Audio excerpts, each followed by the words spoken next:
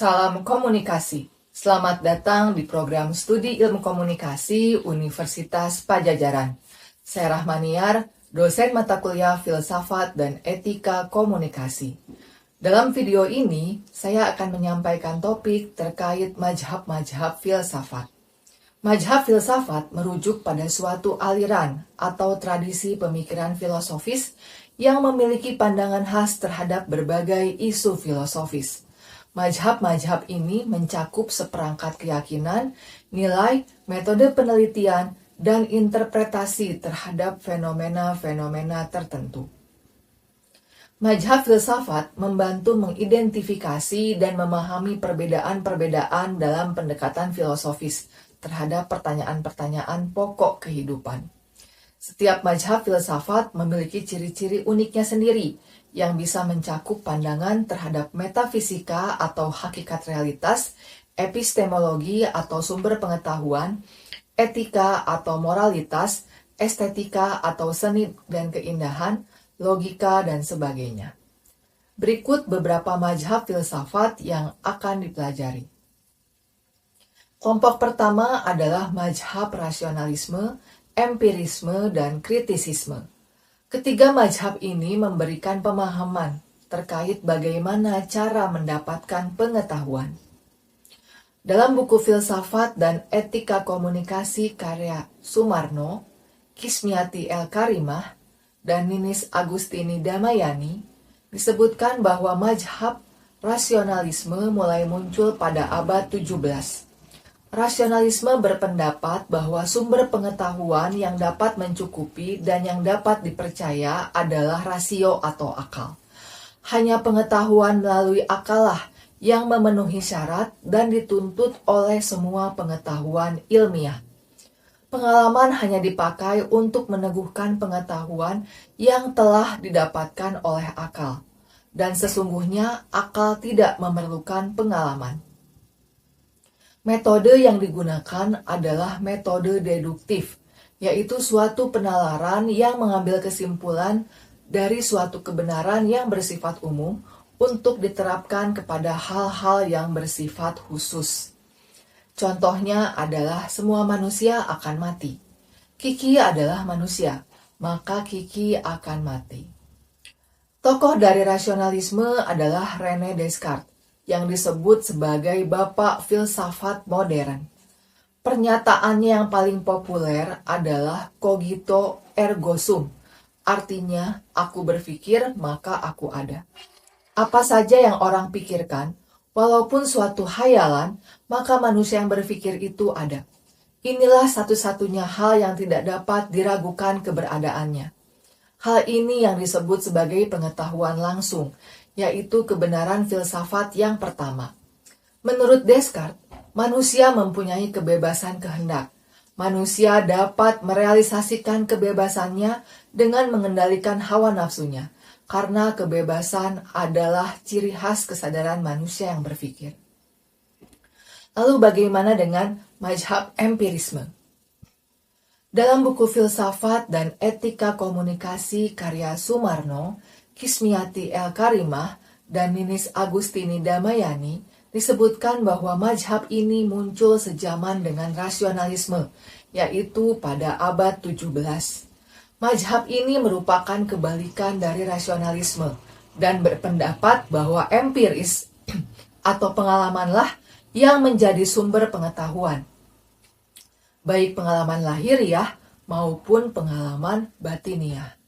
Metode yang dipakai adalah metode induktif, yaitu suatu penalaran yang mengambil kesimpulan dari suatu kebenaran yang bersifat khusus untuk diterapkan kepada hal-hal yang bersifat umum. Orang pertama yang mengikuti mazhab ini adalah Thomas Hobbes dan John Locke. Bagi Thomas Hobbes, filsafat adalah suatu pengetahuan yang bersifat umum. Sebab filsafat adalah suatu ilmu pengetahuan tentang efek-efek atau akibat-akibat, atau tentang penampakan-penampakan seperti yang kita peroleh dengan merasionalisasikan pengetahuan yang semula kita miliki dari sebab-sebabnya atau asalnya. Sasaran filsafat adalah fakta-fakta yang diamati, dengan maksud untuk mencari sebab-sebabnya. Sedangkan alat yang dipakai adalah pengertian-pengertian yang diungkapkan dalam kata-kata yang menggambarkan fakta tersebut. Pengalaman adalah awal dari semua pengetahuan. Hanya pengalamanlah yang memberi jaminan akan kepastian. Lalu bagaimana dengan John Locke? John Locke adalah penerus tradisi empiris. Pada masa Locke ini, untuk pertama kalinya metode empiris diterangkan kepada persoalan-persoalan tentang pengenalan atau pengetahuan. Locke menentang teori rasionalisme mengenai ide-ide dan asas-asas pertama sebagai bawaan manusia.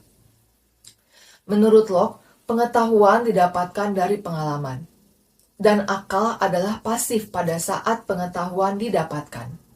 Rasio manusia mula-mula harus dianggap sebagai kertas putih yang kosong. Kertas kosong tersebut baru terisi melalui pengalaman. Ada dua macam pengalaman, yaitu pengalaman lahiriah dan pengalaman batiniah. Kedua macam pengalaman ini saling berhubungan. Pengalaman lahiriah menghasilkan gejala-gejala psikis yang harus ditanggapi oleh pengalaman batiniah. Dengan demikian, mengenal adalah identik dengan mengenal secara sadar. Berdasarkan asas-asas teori pengenalan tersebut, maka dalam etikanya Locke menolak adanya pengertian kesusilaan yang telah menjadi bawaan tabiat manusia. Sedangkan yang menjadi tabiat bawaan manusia hanyalah kecenderungan-kecenderungan yang menguasai perbuatan manusia. Semua kecenderungan dapat dikembalikan kepada usaha untuk mendapatkan kebahagiaan. Tentang bagaimana kita harus berbuat diajarkan oleh pengalaman. Terakhir adalah mazhab kritisisme, sebagai kelompok mazhab yang terkait dengan cara bagaimana mendapatkan pengetahuan. Mazhab kritisisme yang diwakili oleh tokoh seperti Immanuel Kant memiliki kaitan yang erat dengan rasionalisme dan empirisme, dua aliran besar dalam sejarah filsafat. Mari kita lihat hubungan mazhab kritisisme dengan rasionalisme dan empirisme. Kant mengembangkan mazhab kritisisme sebagai tanggapan terhadap rasionalisme tradisional dan empirisme. Meskipun Kant mengakui kontribusi penting rasionalisme, seperti yang diwakili oleh Descartes, ia juga memahami bahwa ada batasan-batasan pada kemampuan akal budi manusia.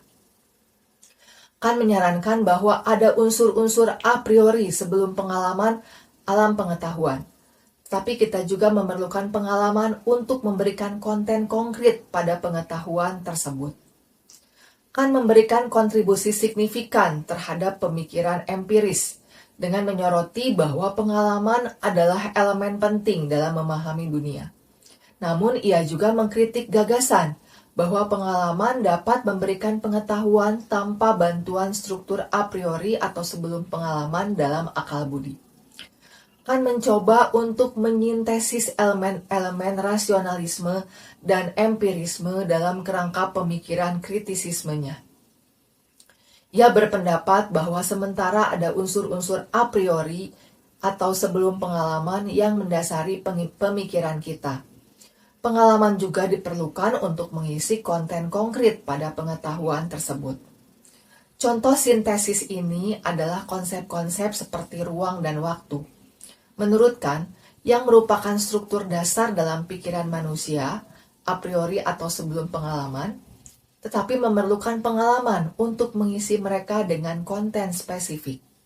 Jadi, mazhab kritisisme dapat dianggap sebagai usaha untuk mengatasi dan menyatukan konflik antara rasionalisme dan empirisme, menciptakan paradigma filsafat baru yang memahami peran keduanya dalam proses memperoleh pengetahuan. Mazhab filsafat lain yang akan dipelajari adalah mazhab idealisme, materialisme, dan pragmatisme. Kelompok kedua dari mazhab ini memberikan pemahaman terkait apa itu kebenaran. Dalam buku Filsafat dan Etika Komunikasi karya Sumarno, Kismiati El-Karimah, dan Ninis Agustini Damayani disebutkan bahwa kata idealisme pertama kali digunakan secara filosofis oleh Leibniz pada awal abad 18.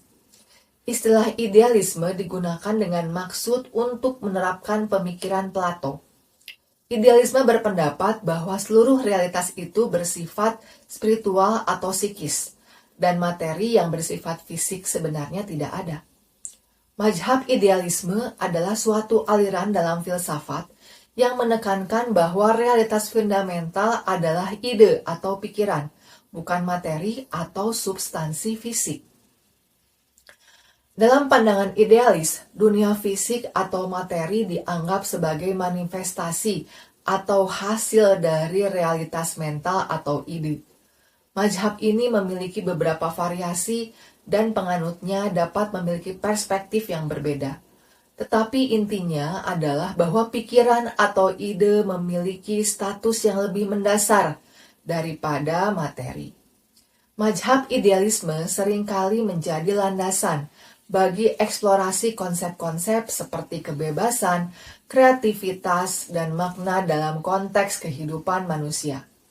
Meskipun idealisme telah mengalami variasi dan perubahan sepanjang sejarah filsafat, inti dari aliran ini tetap berkisar pada pandangan bahwa realitas sejati adalah ide atau pikiran, dan dunia fisik adalah refleksi atau manifestasi dari ide-ide tersebut. Yang benar adalah yang real atau ide atau pikiran. Lalu bagaimana dengan mazhab materialisme? Mazhab materialisme adalah aliran dalam filsafat yang menekankan bahwa realitas dasar atau eksistensi fundamental adalah materi atau substansi fisik, bukan ide atau rohaniah. Materialisme menolak pandangan bahwa ada realitas non-fisik atau spiritual yang mendasari dunia fisik. Filsuf materialis percaya bahwa segala sesuatu, termasuk pikiran dan kesadaran, dapat dijelaskan sebagai produk dari materi dan proses fisik. Mazhab materialisme memiliki dampak besar terhadap perkembangan ilmu pengetahuan dan pemikiran filsafat. Meskipun beberapa varian materialisme telah muncul sepanjang sejarah filsafat, inti dari aliran ini adalah fokus pada materi sebagai realitas dasar. Yang benar adalah yang terlihat. Terakhir adalah mazhab pragmatisme sebagai kelompok mazhab yang terkait dengan pemahaman mengenai apa itu kebenaran. Dalam buku Filsafat dan Etika Komunikasi karya Sumarno, Kismiati El-Karimah, dan Ninis Agustini Damayani disebutkan bahwa mazhab ini muncul pada awal abad ke-20. Mengajarkan bahwa yang benar adalah apa yang membuktikan dirinya sebagai benar dengan membawa akibat yang bermanfaat secara praktis. Pedoman pragmatisme adalah logika pengamatan. Pragmatisme bersedia menerima segala sesuatu, asal saja membawa akibat yang praktis. Pengalaman-pengalaman pribadi diterima, asalkan bermanfaat. Bahkan kebenaran mistis dipandang sebagai kebenaran yang diterima, asalkan membawa akibat praktis yang bermanfaat. Salah satu tokoh pragmatisme adalah John Dewey. Menurut Dewey, tugas filsafat adalah memberikan garis-garis pengarahan bagi perbuatan dalam kenyataan hidup. Oleh karena itu, filsafat tidak boleh tenggelam dalam pemikiran-pemikiran metafisis yang tiada faedahnya. Filsafat harus berpijak pada pengalaman dan menyelidiki serta mengolah pengamalan itu secara aktif kritis. Yang benar adalah yang bermanfaat untuk sebanyak-banyak manusia. Demikian paparan dengan topik-topik mazhab-mazhab filsafat. Untuk pendalaman materi, silahkan simak buku rujukan dan bahan bacaan yang telah disampaikan sebelumnya. Sampai jumpa lagi di program studi ilmu komunikasi Universitas Pajajaran dengan paparan topik lainnya. Terima kasih.